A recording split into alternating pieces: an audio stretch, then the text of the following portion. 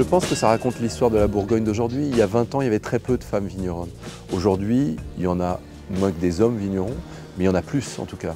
Et donc il y a eu des femmes qui ont ouvert la voie. Anne-Claude Leflèvre, elle a ouvert la voie ici, Alix de Monti. Donc il y a pas mal de femmes comme ça qui sont devenues un peu reconnues dans le monde des vignerons. Je pense que ton père, avec ce raisin-là, il aurait pas cherché la lune, hein, il aurait pu s'y rafler.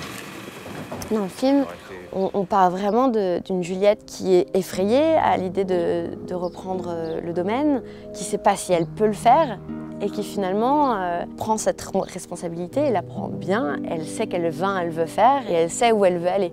J'ai toujours dit que ce film il a ressemblé un peu à Chacun cherche son chat dans ce rapport-là. C'est-à-dire que Chacun cherche son chat, c'est pas du tout une comédie et en même temps il y a des choses drôles dedans. Dans ce film-là, il y aura ça sur le fait que c'est quand même plus l'émotion que je cherche dans ce film.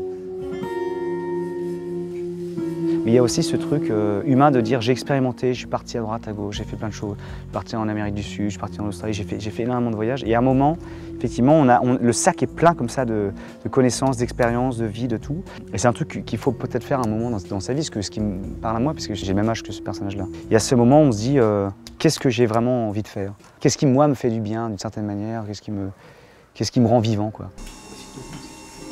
Je pense que ça marche avec le fait de, tu sais, l'espèce de mystère que tu jouais la dernière fois, c'est-à-dire que forcément il y a un truc un peu surnaturel, enfin tu vois, c'est comme si... C'est bien de partir sur un souvenir qui fait que tu as les yeux dans le vague et qu'ensuite, voilà, c'est ça, tu te relèves plus. Du coup, tu as les rideaux derrière. Action.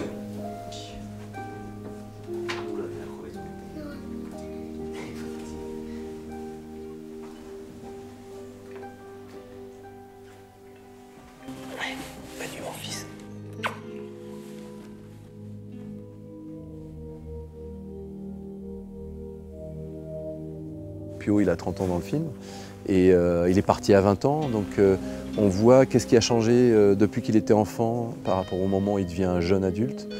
Et on voit le rapport qu'il a à son père et puis ça devient lui-même un père, donc il est au début un fils et puis ensuite il devient lui-même un père. Donc ce rapport au temps, il se fait à la fois par rapport à la nature, mais aussi par rapport aux âges, aux différents âges qu'on a dans la vie, quoi. Alexis, t'as planté ton caméscope? T'es prêt? T'as mis ta 35, ta focale, je sais pas quoi, c'est sur le bouton. Le bon bouton, hein? Allez. Action!